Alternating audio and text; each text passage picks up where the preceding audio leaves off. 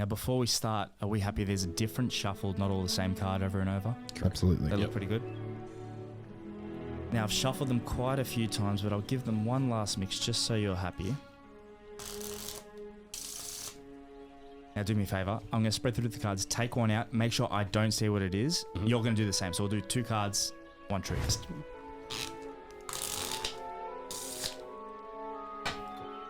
Whose card do I find first? Go with races. By magic or by sleight of hand? By sleight of hand. Done. What the fuck? Does that look about right? Yeah, that was cool. Welcome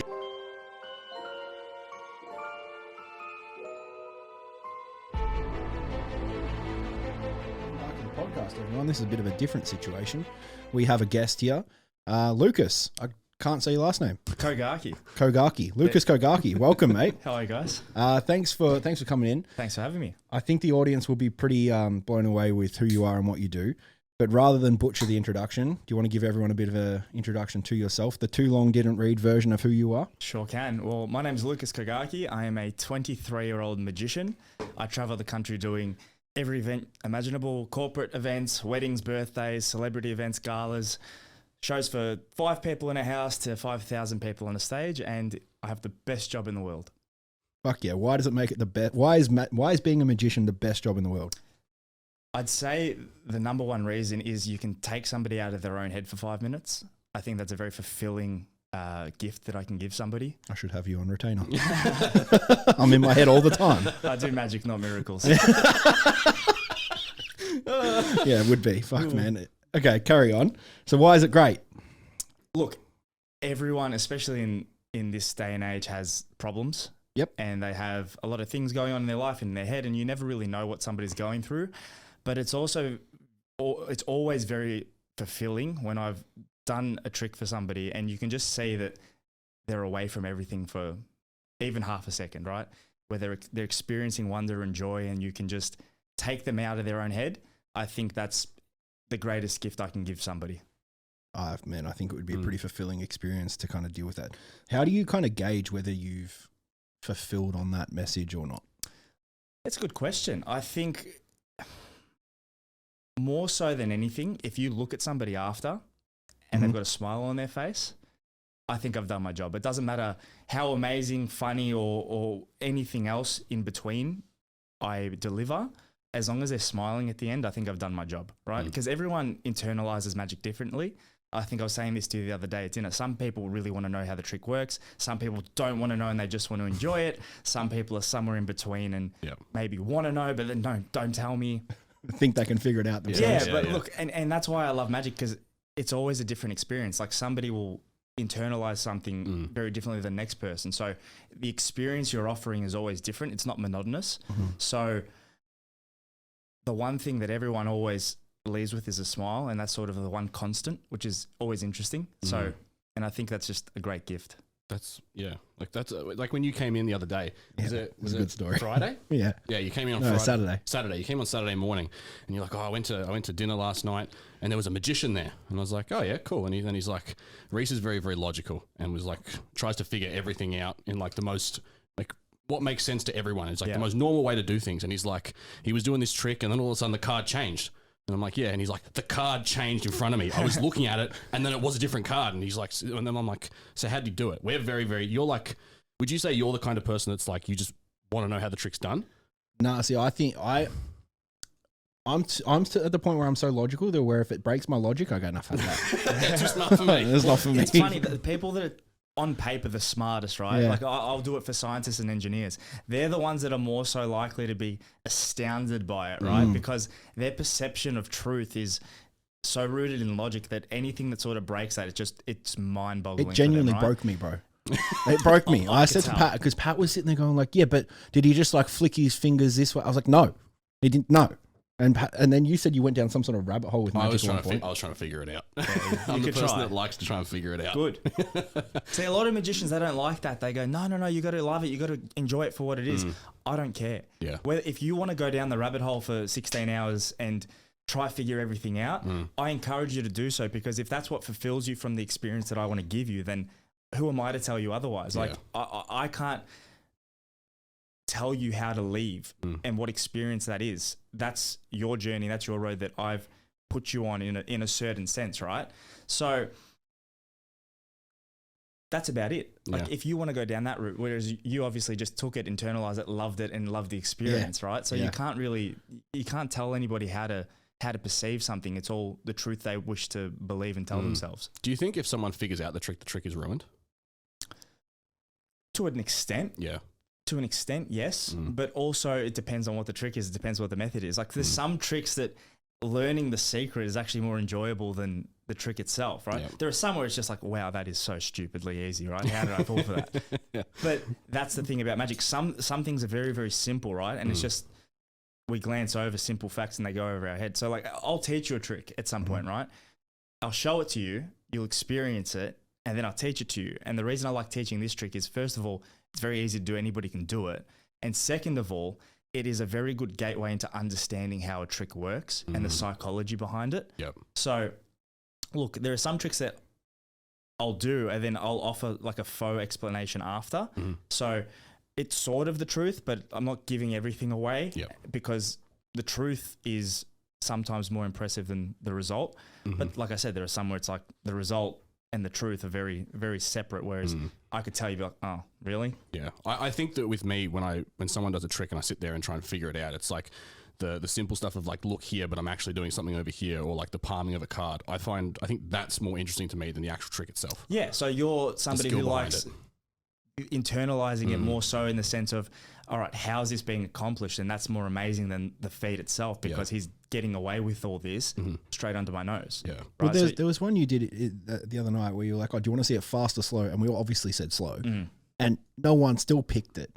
Like, everyone was just like, what the fuck just happened? But right? I'd never offer you it if you could see it slow. No, of course. But even if I understood how you did that, I would still be so impressed by, like what Pat said, the skill of actually making me miss that is pretty fucking cool. Yeah, look, I've done this 9 years now, and when I was younger, I would practice 10 hours a day. Like, you'd never see me anywhere without a deck of cards in my hand. Like, especially at school, like I would be in every class just shuffling cards, mixing them, manipulating them, muscle memory, just getting all of that technique in. Because for me, I was like, the technique's interesting to me only to a certain extent. You can go on YouTube, Instagram, and you can find some technicians of magic and cards that are just unthinkably good, right? Like, you can't even imagine how somebody could get to that level of proficiency, right? But for me, it's more about, like I said, performing, and it's the experience, and it's the way that I leave somebody feeling after, the emotion more so entices me into magic than the technical side. Now, don't get me wrong, I'm technically proficient. You have to be in order to give somebody that experience, right? Like, if I tried to be as thought-provoking as possible, but I sucked at the trick, you'd be like, okay, you wouldn't really experience it for what the message I was trying to give you was.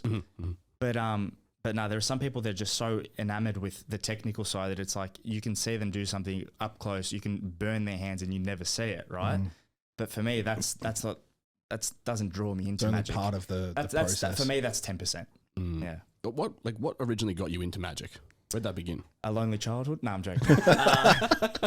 No, I was 14 when I started, and I was in school, and I remember it was 2 a.m. one night. It was a school night. I was in bed on YouTube, and thank the algorithm gods that they sent this to me. There was a little thumbnail saying, interactive card trick works through the screen, and for whatever reason, I clicked on it.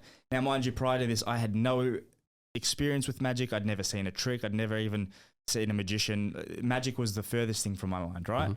So anyway, I clicked on the video, and this guy holds up 5 cards. He goes, think of one of them. Sure. So I think of a card, takes one out, turns them over, he goes, your card's gone. And for the first time I truly experienced wonder, I go, how the hell does that work? Like, it's one of those things, well, if you were here and you were looking in my eyes, maybe you could see where I was looking, right? But this was through the screen. At 4 a.m, I was in my jocks in bed. Like, that shouldn't work. So anyway, I'm scrolling through the comments, hoping to find something, nothing, right? And it did my head in for days. But I forgot about it, but then I'd remember it, and I'd forget about it, and I'd think about it, how that trick work, and then you'd go on with your day. And then I was in the library. It was lunchtime. I was trying to do a history essay, and I'm going through these books, and I see a book, 101 Self-Working Card Tricks, like very rudimentary, simple, mathematical type of tricks. You count this number of cards, you put the card in this position, and it'll all tend to work. Anyway, I borrowed it, started learning this, that, the other, and I eventually reached a page, and the trick that the guy did was in the book. And I read it.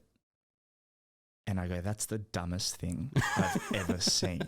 Like, the method was so simple that it went over my head. So we're not talking some Dumbledore shit. No, this is not Dumbledore. This is like, what's the name? Vernon Dursley trying to do Hocus Pocus. Yeah, right. Okay. It was the fat muggle. Yeah, the fat muggle.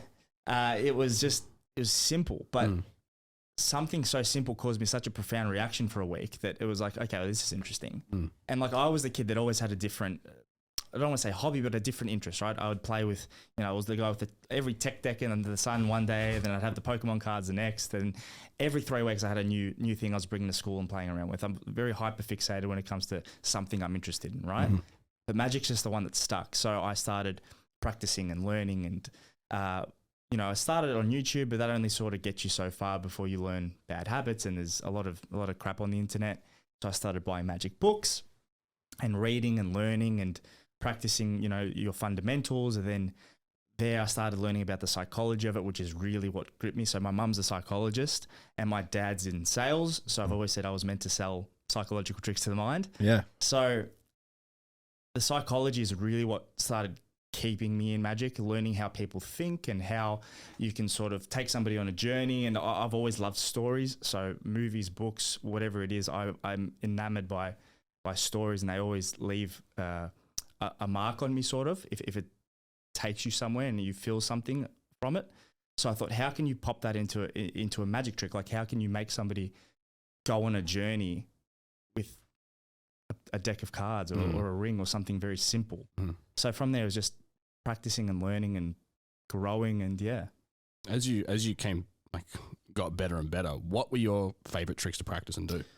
Look, when I was sort of in school and sort of my teenage years, it was always sleight of hand. Yep. So, card tricks, I'd always have a deck of cards. It'd be this, that, the other. But then as soon as I hit sort of 18, 19 and I went into the real world, it was more psychological stuff. So, okay, how can I influence somebody to make a certain decision, right? How can I preempt something that could happen? Now, again, everyone's educated enough and smart enough to know I don't have powers, right? But I'm... Maybe he does. You said it. Okay. But it's one of those things, like I'm more now so interested in how people think, and sort of how to manipulate that. I'm not saying I gaslight you, but I do. You do. So it's a matter of like understanding how somebody thinks, taking that preconceived notion that they have and sort of using that against them in, the most ethical way possible. Yeah. So that's sort of what I'm now so more interested in. One of the things I picked up on, I said it out loud and you were midway through the trick, and then I was like, shut up, Reese. All right. I don't know if you've done this, but have you done NLP? What's NLP? Okay, you haven't done anything in NLP. You do NLP in your Magic, right? So neuro-linguistic programming. Right. So when you were saying at the table, like not now, but when I tell you to, right, I want you to look at this on your phone. Not now, but when I tell you to do it later, right? It starts to govern control and thought process. And I'd say so a little bit. Yeah. So like most of what you were saying in that whole like long-winded verbal trick, when you were talking about like the think of the word thing. Yeah. I was listening to like, this is all NLP. I don't know what you're doing, but it's NLP. Yeah, look, I think a key to my success is I'm very good at communication. And I think I've spent a lot of time sort of practicing how to communicate something in the least amount of words possible, but the most effective way possible. I think, and that's in my business as well. Like if you can take a long-winded sentence that says two things and you can shorten it down to 6 words, but each word has meaning and structure and direction, then you can sort of make something feel less overwhelming, especially when it comes to something like the trick that we're discussing now. It's a very long-winded, intense piece of magic, right? Yeah. But if you can sort of take that down to what the core thought is and what the key message you want to get across is, and you can communicate that as clearly as possible, then the effect itself is stronger and it's less, that was too much. It was more like, how? Like I'm in awe now. Because you need people to be able to follow along as you're doing it. Yeah, of course. Like, look, and magic is something where you have to be able to direct somebody to do what you need them to. Because again, it's not witchcraft. It's a set of directions. It's almost like an algorithm sometimes. Like there's a certain way things need to go. There's a certain path you need to lead somebody down. And it's a way of getting them down the path of least resistance without making them feel guided. Yeah. So yeah, that's. I guess there is a bit of NLP then in that sense. It definitely. Oh man, like if you should look into NLP. It would Sounds a probably lot help. like sales. Yeah, it's super like sales. Definitely, it's exactly like sales. Like emotion driven. Logic avoidant. Yeah, definitely. You said that you started this when you were 14. Yeah, Correct. How did that go? Like in school, because I don't imagine magic being the most popular thing. Correct. So I was always very lucky that I discovered magic late. I feel like if I fell into magic 2-3 years earlier, I would be down a very different path right now, because I think I discovered at an age where I had a bit of grit to me, where the sense of like I knew what was cool, what wasn't, and perception. I've always been sort of aware of how people perceived me. Yeah. So look, when I took cards to school for the first time, I'll never forget it. I was like, this is going to go one of two ways. Yeah. Like they're either going to beat the shit out of me or they're going to love it. And we at school we had like sports, and we had I was like the table tennis guy for summer sports. Yeah. And after practice one morning, we're in the gym and everyone does their practice for whatever their sport is in the morning. And I'm like, let's try it. Yeah. So I said to one of the boys, all right, hey, do me a favor, think of a card, right? And he thinks of a card, and I go, I've got a deck of cards and there's one card the wrong way. And I went through and there's one card the wrong way. He takes it as the one he was thinking of. Everyone lost it. They were screaming, jumping on the gym walls, freaking out. The whole day, everyone's like coming up to, dude, you got to show me that trick. This person told me about this trick and this and that. And then the next day, same thing, right? Day after that, I didn't bring cards to school. So 6 people came up, we need to see a trick. I go, supply and demand, motherfucker. Yeah, that's sales. Right. That's right. I go, well, I don't have my cards on me. And they said, and that one sentence actually was like a bit of a butterfly effect for 2 reasons. One, they go, well, we want to see a trick. So I've never left the house without a deck of cards since that day. Yeah. Truth. And second of all, if I was a magician, right? Because there's a very famous quote in magic. A magician is an actor playing the role of a magician. What that basically means is I'm not what I say I am. A magician would be, I could truly conjure. I cannot. I am somebody who's acting the role of somebody who can, right? So if I was a magician, I wouldn't, if somebody wanted to see something amazing, I couldn't say, oh, I don't have a prop on me, so I can't do magic. You would be magic. You would epitomize it. You'd be able to do something just by being you. Yeah. So from there, I've completely, like from that moment, I've always structured who I am as a performer based off that theory that you are the magic, right? You can do something amazing out of nothing, because otherwise you'd just be a liar, right? You can't say to me, I'm in sales, all right, sell me something. Oh, I can't, I don't have this or that. Yeah, like, I don't have my notebook. You're exactly right. Yeah. So yeah, I've always structured myself from that conversation. That's interesting. That's a good way of looking at it. So that means like is that when you started to diversify tricks that you could do, just so if you needed something on hand? 100%. Yeah. So like there's this strand in magic called like impromptu magic, which is basically like you can do magic with anything. And I sort of went down that road for a little bit, but then I've strayed away from that. Like when I was, like I said, I started at 14. From 14 to 18, I'd learned everything under the sun, whether that was card tricks with rubber balls, this, that, the other. I would learn anything. I was just trying to get as much knowledge as I could. But then I think once I hit 18, 19, I got that real, I mean, as a performer, you got to sort of find your identity as a performer and see who's your character, like who is he, what does he do, like what suits him. So then it was a lot of refinement, figuring out what suited my style. Like there are tricks that I love that I don't do because they don't fit me. Like it's sort of out of my character. Like, okay, it's a cool trick, but that's not Lucas. Right. So yeah, sort of like that. Sorry, okay. Well, do you think like, when you say like character and embodying that character, do you think there's like a disconnect between like Lucas as Lucas and Lucas as the magician? I think Lucas as a magician is Lucas times 10. Okay. Right. So I sort of embody all my best characteristics and I sort of hide in them and sort of make them a bit more prevalent. But I've always tried to stay true to who I am. Like me as a performer and me as a person on paper aren't different. So it doesn't feel like an act. Nah. Yeah. Okay. And I think that's a really, something that's really saved me in the sense that a lot of people, when you tell them you're a magician, they go, "Oh, so what do you go by on stage? What's your stage name?" Yeah. I go, "Lucas," right? Because I always want to be me. But it's like on a podcast, you're 10 times the version of yourself, just sort of sitting in your room. Yeah. Because you're trying to You have a character exemplify to play, ideas for sure. and you want to get your thoughts across, and you do that in a way that you need to communicate better, right?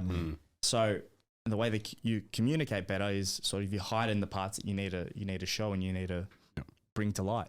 Correct. When you were like going through the evolution of magic, who did you look up to? It's an interesting question. I sort of don't really have an answer for that, and I think that's a good thing. Like there are a few magicians that I've always really, I don't want to say I was inspired by, but more so I've always really loved watching and seeing perform. So that was David Blaine, big one, and the other one's really Darren Brown. So Darren Brown is a bit less known sort of to the wider community, but he's massive, especially in the UK. He's more of a mentalist, which is like the psychological side. Yeah. And he's had a illustrious career in TV there, doing sort of mind reading and psychological magic and hypnosis, and more so like trying to blur the line between what's real and what's magic. But he's my favorite performer. Like to watch him on stage is a treat, right? But like I said, the reason that I say I don't really have any idols is because I've really tried to stay away from the magic scene as much as possible, because I don't want to be influenced by that. Okay. So in my sense, like I want to take this somewhere that has never gone before. So in order to do that, you can't be like everyone else. Yeah. You've got to sort of find your own path and make it different. And I've always tried to stay away from the cliches, like, oh, my name's, the prestigious Lucas and this and that, and the rabbits and the bunnies and the red balls. Like for me, that is magic, and I dislike that thoroughly. Like I want magic to be something that is its own thing, and I want Lucas's magic to be something that's completely different. So I think that's sort of a line I've been trying to, tight walk across my entire career. So where do you want to take this? What do you want to do? I want to be the best magician and the most successful magician in the world. How do you quantify that? Well, that's a good question. It's how do you quantify a lot of things, right? Like how do you personally quantify it more so? Yeah, the way I quantify it is to be successful enough where the people that I want to know me do, my certain audience, and why I say the most successful is somebody who can say he's made an absolutely amazing career out of doing what he loves, right? Now, that's not to say I need to be a billionaire, right? Because if you look at David Copperfield, he's the world's first magic billionaire. I don't need that. For me, success is quantified different than monetary. Yeah, it's more so it's perception, right? If somebody perceives you as the best, are you not the best? Yeah, perception's reality. Yeah, absolutely. Like your perception and my perception are three different things, but they're all the truth. Yeah. So if the people that I need to perceive me as the best and most successful, then I am. Yeah. So what does that, like in today's day and age, and especially, I don't know what it's like in magic, but does that mean, like, has the magic landscape changed that is not a like Sunday night special or a show in Vegas, or is that just all the followers on social media? I don't need any of that. For me, it's, like I said, it's the demographic that I want to appeal to, which is people our age, right? So magic has a sense of being really good for kids and really good for people that are like 40, 50. Yeah. Magic's always seemed really uncool to those in their 20s and 30s, right? Because it's always been a bit cliche, a bit boring, and that's the demographic that I'm really trying to cater to. I think that you're actually right there. I've been to Vegas, right? And my parents wanted to go to a magic show, right? And I remember looking around the crowd, and there would have been no one around our age group in their 20s in that whole room that had gone just with their mates. Correct. Right. But there's people that go to like comedy festivals that are our age. That's a normal thing. I'd rather go watch magic than comedy. Fucking hell. Yeah. He's both. He's hilarious. Sometimes. It gets me in trouble, others. I'm sure. Yeah. So how magic are you really? It's a good question. You want to show us? I can definitely try something. Please.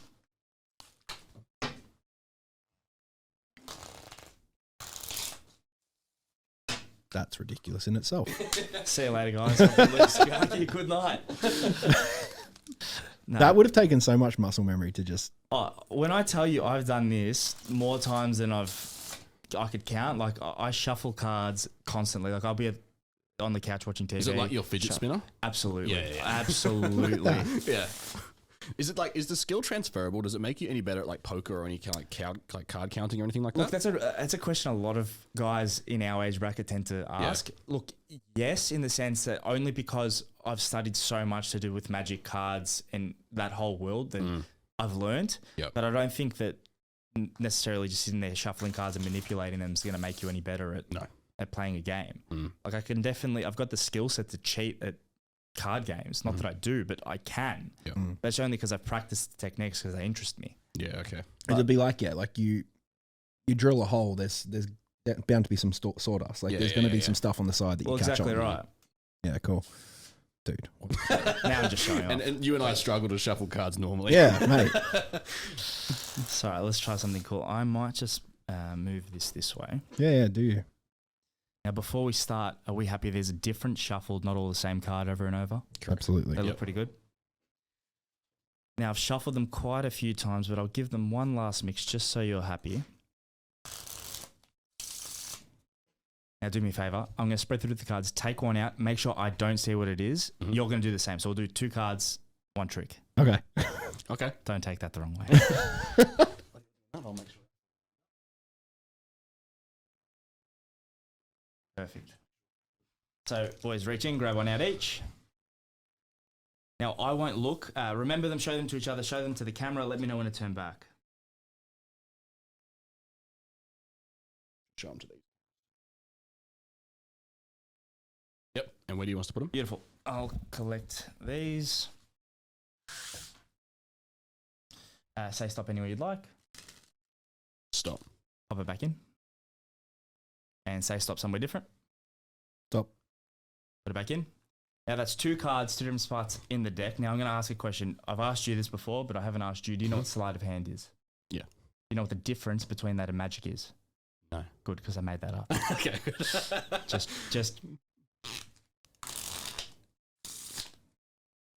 Cool. Whose card do I find first? Go with races. By magic or by sleight of hand? By sleight of hand. Done. What the fuck? Does that look about right? Yeah, that was cool. The 8 of hearts. Yeah, what the fuck? Put your hand on top of that for a second. I'm going to find your card by magic. Okay. How many seconds are you going to give me to do so? I'll give you a 5. Okay, 5. That's a reasonable amount of time. As soon as you tell me what your card is, I'm going to try find it in the deck magically within 5 seconds. Do I give you a countdown? Oh, no. What was it? It's the 4 of clubs. Done. Look under your hand. Yeah, I didn't need the 5 seconds. That's fucked. What the fuck? That was cool. That's the now I'm going to sit here for 2 weeks trying to figure out how that was done because I was watching hands. Was that the one he did the other night? That was different. I didn't have my hand over the fucking That was thing. cool.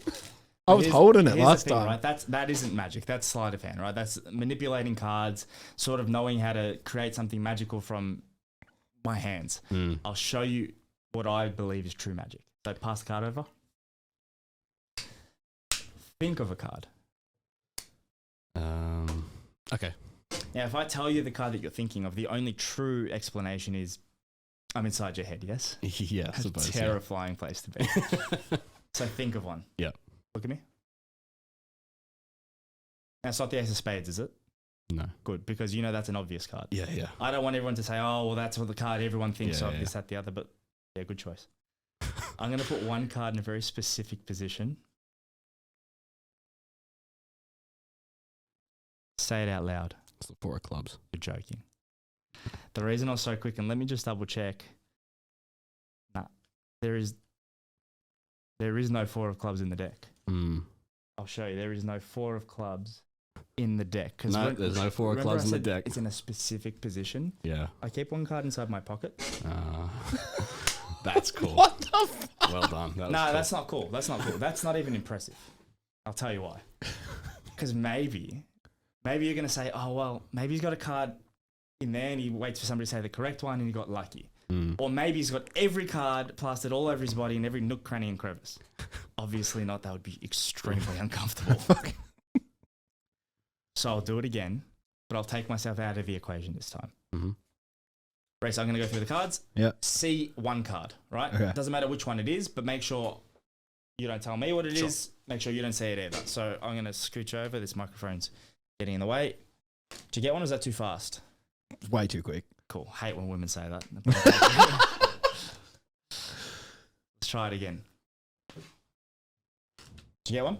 Yeah. Yeah? Yeah. Sure? Yeah. Was it sort of one of the top 3 cards? Yeah. It was? Oh, no. Was it the one on the bottom? No. So somewhere in the deck. Yeah. If I find the card you're thinking of now without you telling me, crazy. Yes. But if you find it without knowing what card Reese is thinking of, that's 1,000 times better, yes? Yeah. I'm going to go through the cards. You just say stop whenever you want. Stop. There? Yeah. You sure? Sure. What card did you think of? Fuck me. No, thank you. It was a 4 red club or heart. Oh, fuck off. That's cool.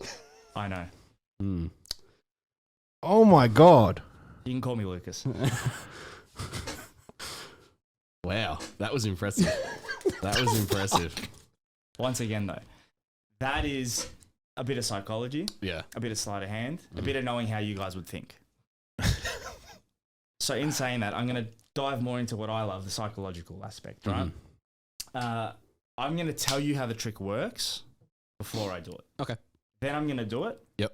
But I'm so confident that even after I do it, you'll still have no idea how I did it. Okay. So you're going to choose a card. Remember what it is, show it to everyone, put it back in the deck. Yep. I will then ask you what card you picked, but I need you to lie to me, okay? I need you to tell me one that's not the one that you picked. I will try to figure out the truth from the lie that you tell. Does that make sense? Sure. So reach and grab anyone you want. I won't look. Remember, show it to everybody. My eyes are closed. Let me know when to come back.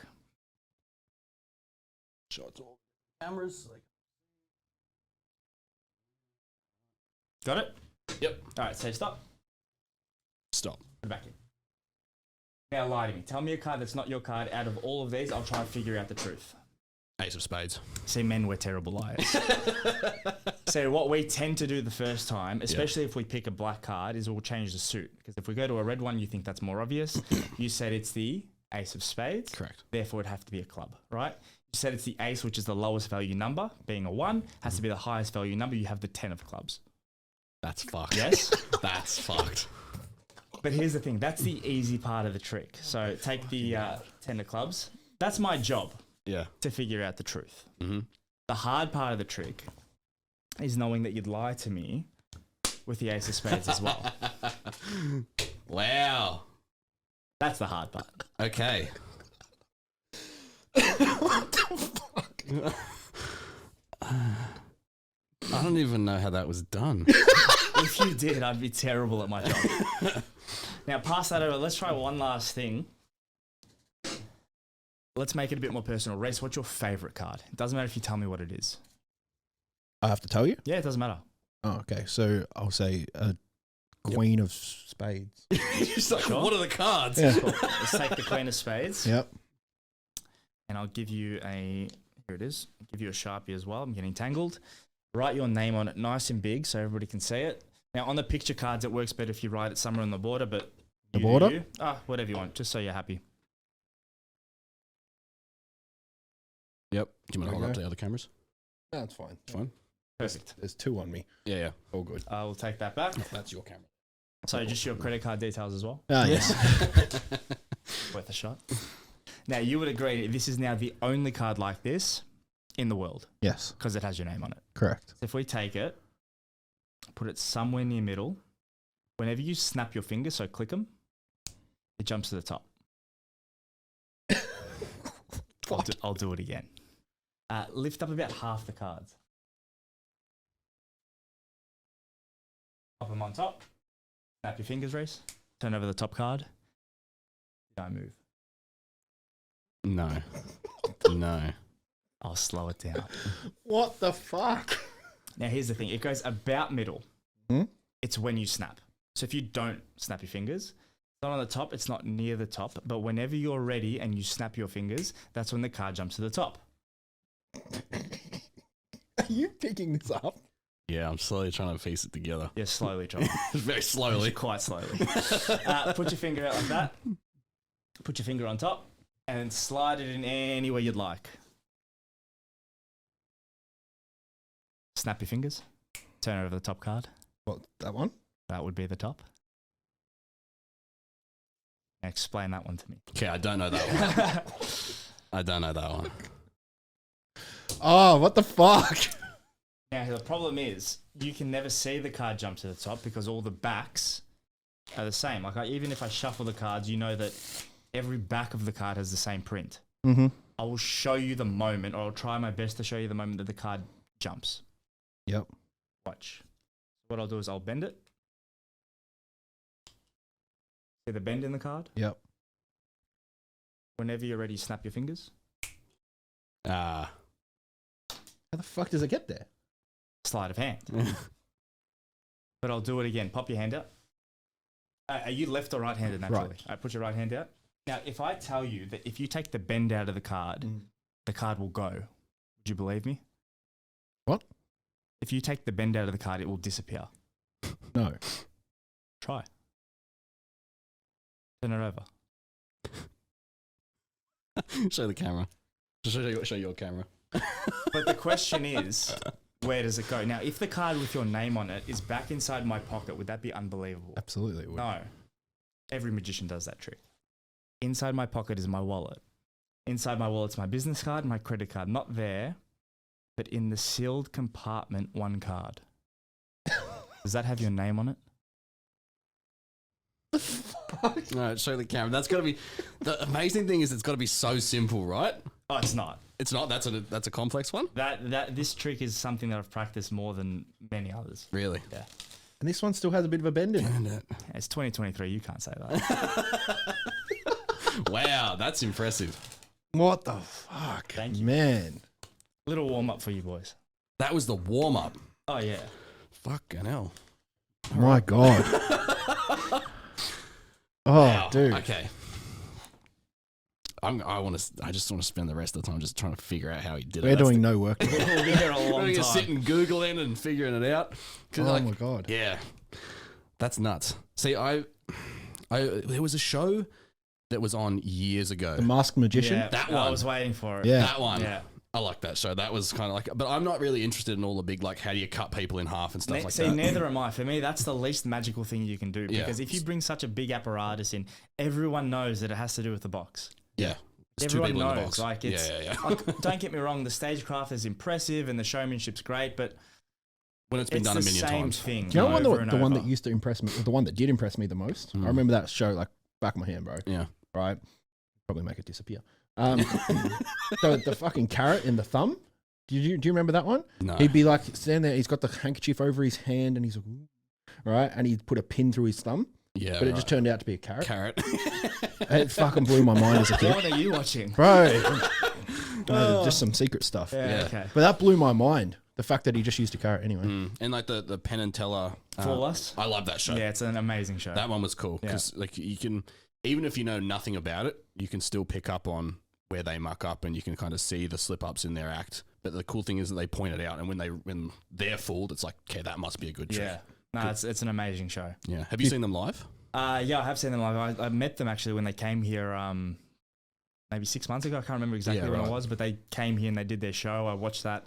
I was front row with my dad, and then I met them backstage after, which was That'd be cool. sort of an amazing experience. Do you think you could fool them?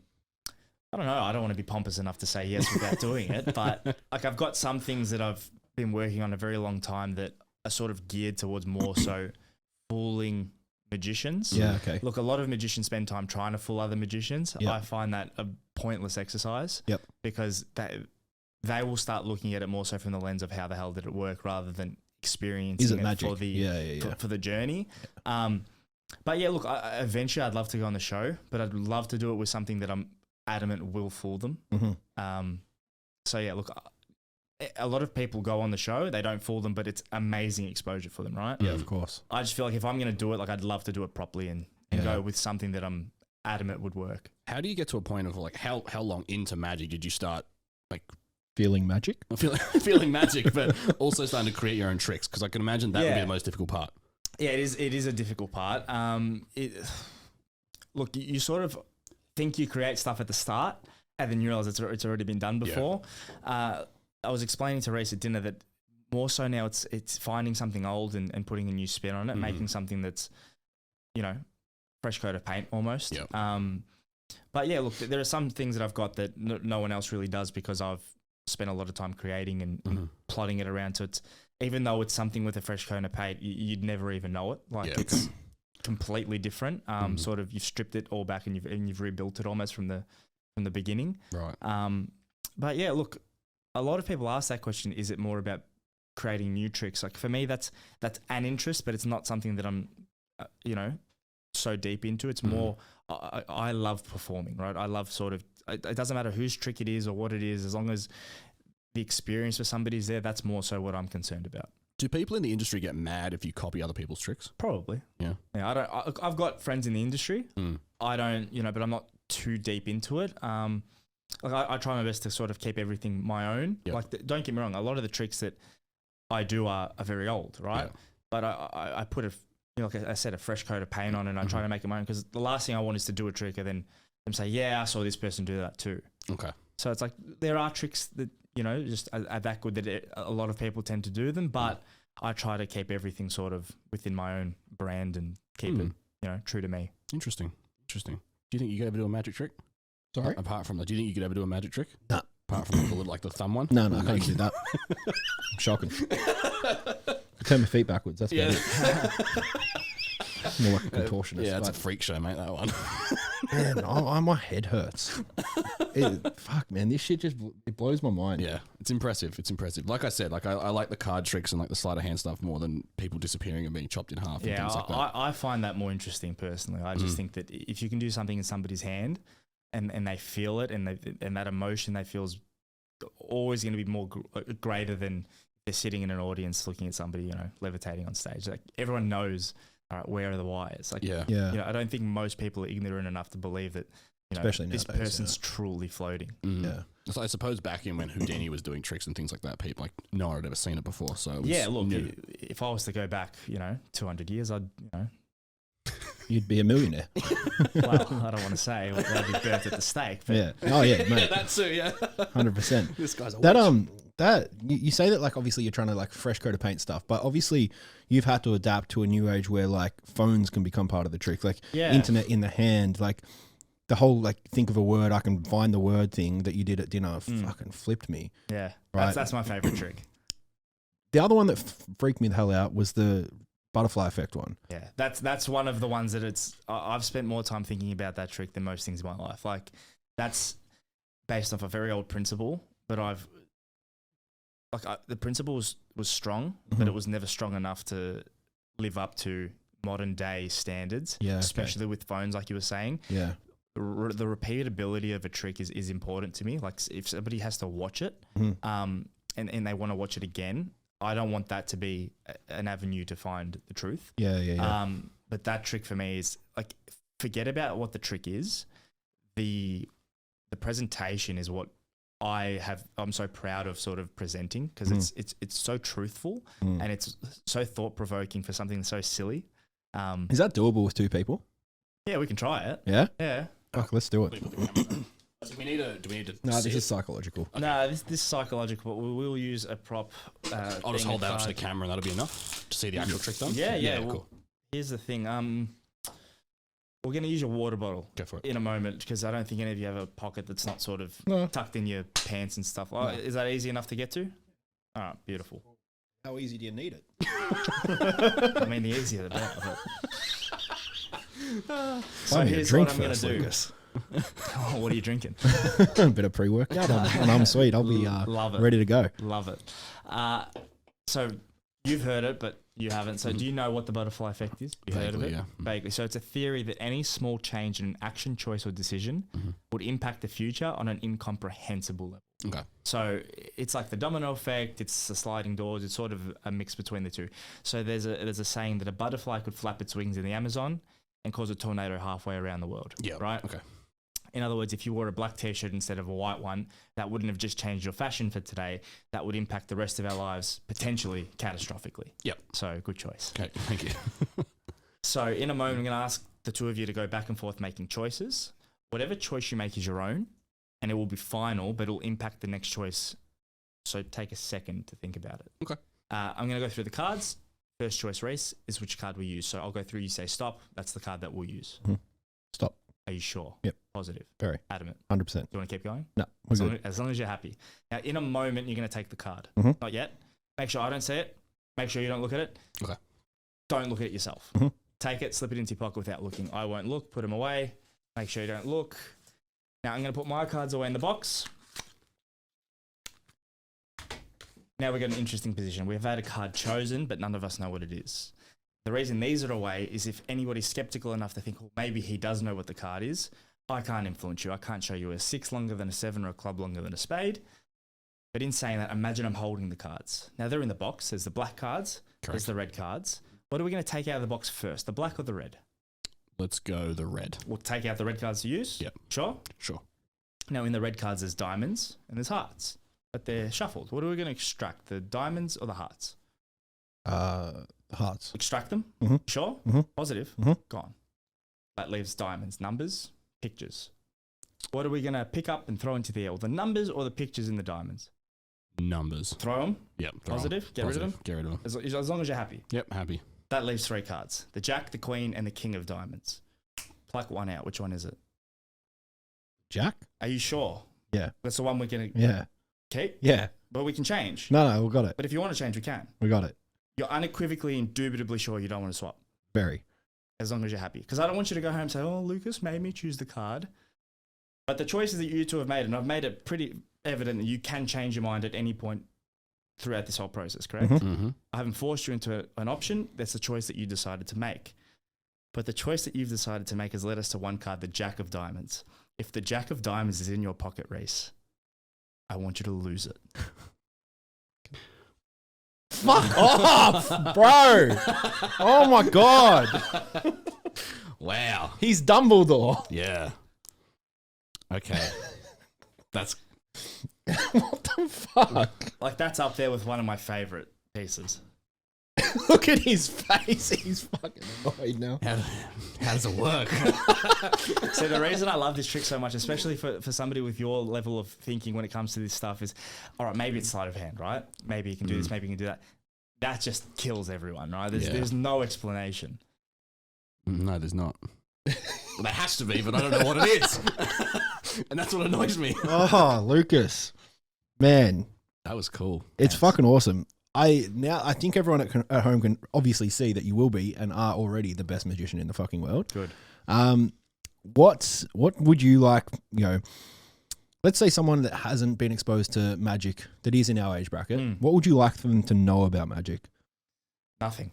I don't want them to know a single thing. I want them to experience it at the right time and when it comes to them, and I want them to experience it from somebody who can actually give them the experience that they deserve to leave with. Like, I can rant and rave about what I think that people should feel and how they should react and, tell them how to internalize it, but I can't. That's not my responsibility. That's for them to make their own decisions with. And I think that with anything good in life, if something happens naturally, your organic reaction and the way that you perceive it is always going to be correct to you.